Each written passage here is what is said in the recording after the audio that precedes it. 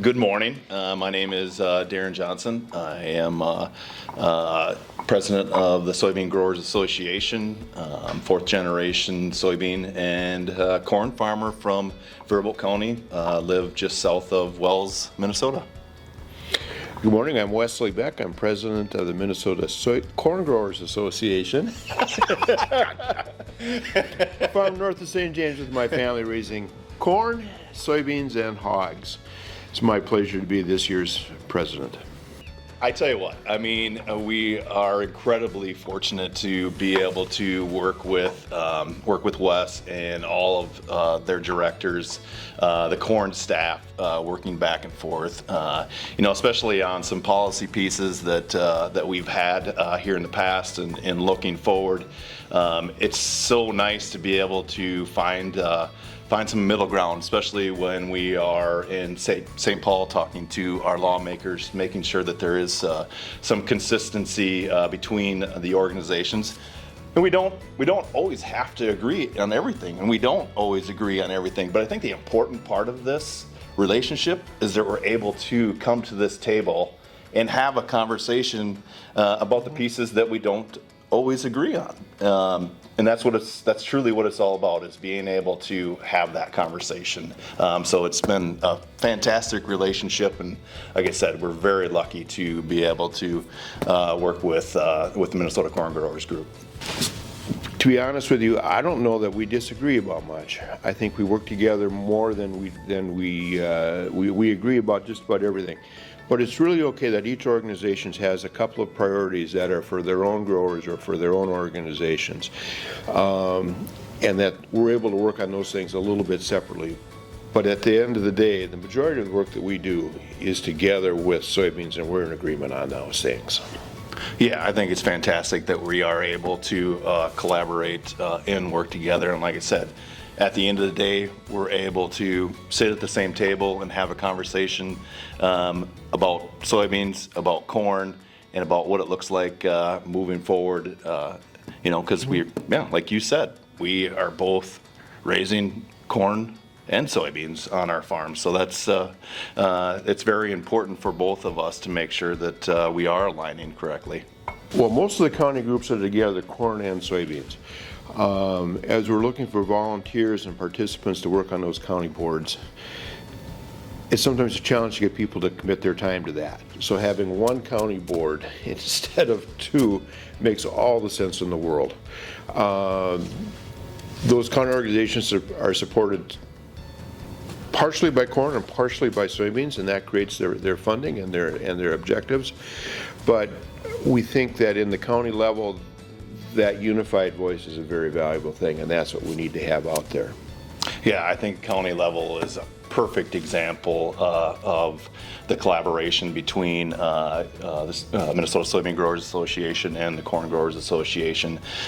They have been working together for many, many years. There's so many counties that united fronts probably 20 years ago, just because there's getting to be less and less farmers, so that's the important part, is to make sure that we're keeping folks involved, and that's been a big part of it when soybean and corn growers at a county level did join and collaborate and work together.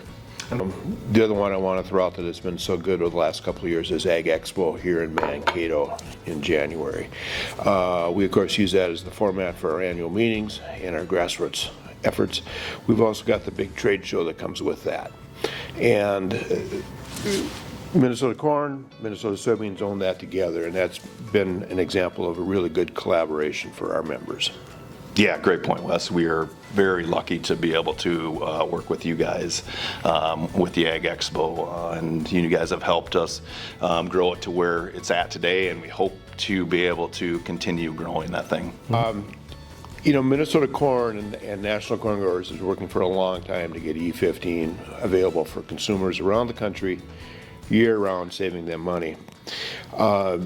Minnesota Soybean Growers has been a great supporter of E15 and Minnesota Corn promoting that initiative. They could not be more behind us.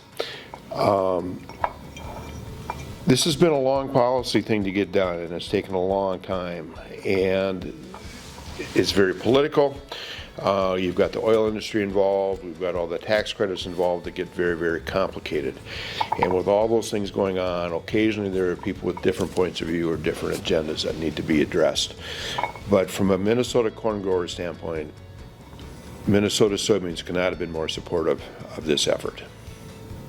Yeah, and absolutely, E15 for us moving forward, me putting my farmer hat on, I would never want it any other way than E15 year-round moving forward. It's very important for farmers. It's imperative that we do get that done.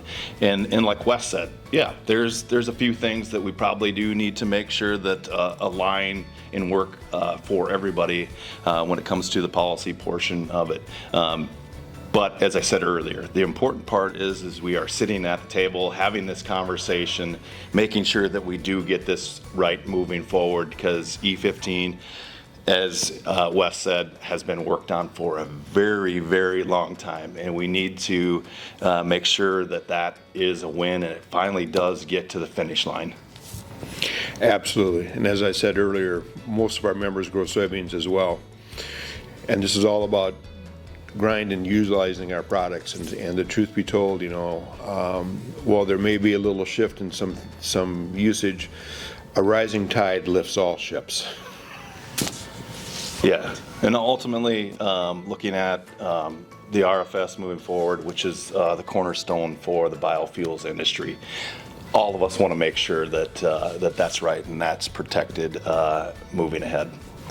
So one of the things that Minnesota corn and Minnesota soybeans have been working together on is some of the litigation issues that have risen in the state the last couple of years, coming from the environmental side of the aisle, including disposal of treated seed, nitrate litigation in southeastern Minnesota, and the one we're probably the farthest along on is the drainage litigation that will be happening in Faribault County.